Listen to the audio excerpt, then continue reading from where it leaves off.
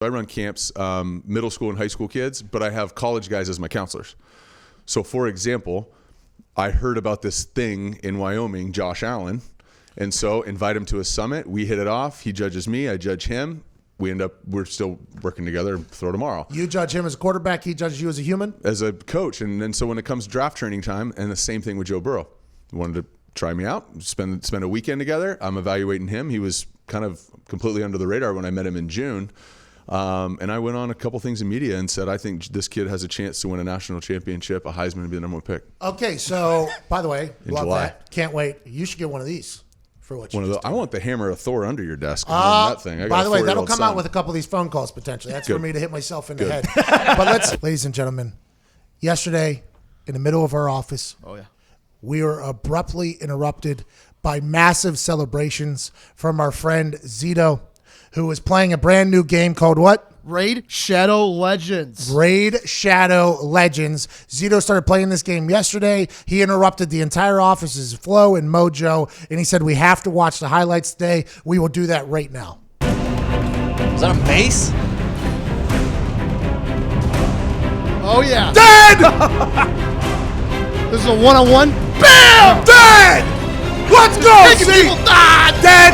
Sasquatch! Yeah, this is mean, Raid Let's Shadow go, Legends. Zito! I'm going to tell you right now, maybe the greatest game I could play. You could play on PC and your phone. Wow. I appreciate that. Available now. Available right now. What's it called? Raid Shadow Legends, and you can join our clan. It's called the Pat McAfee Inc. Come join the squad. Let's take some people down! I respect it. What's it called? Raid Shadow Legends. Zito was having a time of his life Yeah, he was. yesterday. You can too. Hey, one more thing, Pat. Hey, you go to the link in the description box, and if you're a new recruit player, newbie player, you could get 100,000 silver and a free epic champion like Jotan. Look at that badass champion. They're giving you a free Jotan. You'll find your extra rewards here in your inbox for the next 30 days only. Joe Burrow, when he goes down to LSU, his junior year, 16 touchdowns or something like that. Yeah. Senior, 35. And you started working with him the summer before that senior year? 35. 40. 60.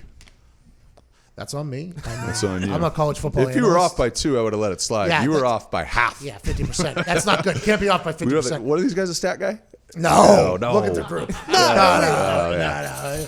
Diggs, this guy had the wrong date on the piece of paper today. I mean, we're lucky to even get on air. But you started working with him before his senior year there. What was the biggest jump you found for Joe Burrow from that junior year to that senior year to get him going? Well, it was the writing on the wall really more. So LSU in 2018, I'm pretty sure of this stat. I wouldn't leave it to this group to correct me if I'm wrong. I think they led the NCAA in drops. Okay, so there's there's a piece of the story. Can you right? confirm? It's not like Joe learned how to throw in July. You know what I mean? Yeah.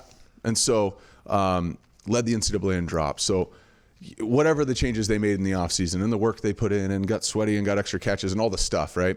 And then they add in Joe Brady, who's didn't run some crazy NFL system. They just added another level of answers, really, right? You play with Peyton. It's all about creating answers for yourself.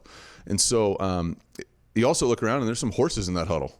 Yeah. He's sitting here going, listen, nobody knows about this guy Jefferson. Nobody knows about this Chase dude. Where do you see this running back, man? This guy got Randy's kid at tight end. You start seeing the pieces come together. And LSU's always got dudes. Yep. They just haven't had a quarterback since I came out.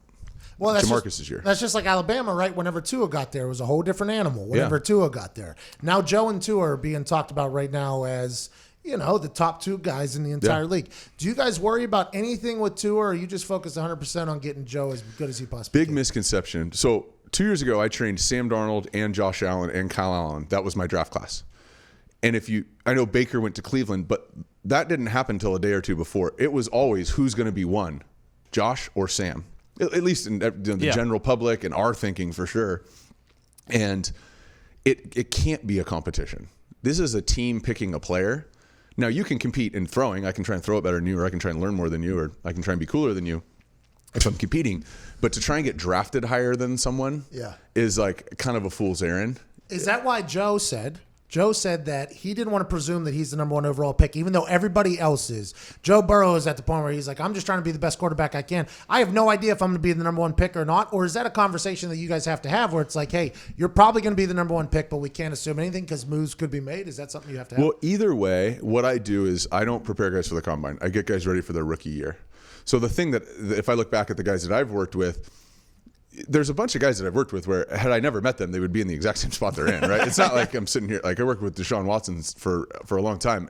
It's not like Hey, he's really good at football. Yeah, had we never met, he'd be in the exact same position, right? And so this isn't, you know what I mean? I'm not a guru or any of those things. I'm just kind of the older vet helping guide these guys. Okay. You know, I think if you interviewed a bunch of NFL quarterbacks, right, and you said, who'd you learn the most ball from, and they were being honest, they'd probably name a vet before they'd name a coach. I've asked guys, and they all do. My brother would say John Kitna. I'd say my brother, or Mark Brunell when I was in Washington. The guy behind you, Aaron, would, if he's being honest, probably say Brett. Yeah, he actually did say that to us. Right? And so that's pretty common. And so, and maybe it's the same thing with you. I mean, Yeah. punter's Vinatieri. different because I learned everything from There Vinatieri. you go. You don't have 3 punters on the team, but you know what I mean? But another guy who's older and goes, hey, listen, this is how you got to think about this. Well, for him, for kicking and punting, it's all mental. So getting a chance to be with the greatest mental Olympian, basically, in the history of anything, it was a massive part of it.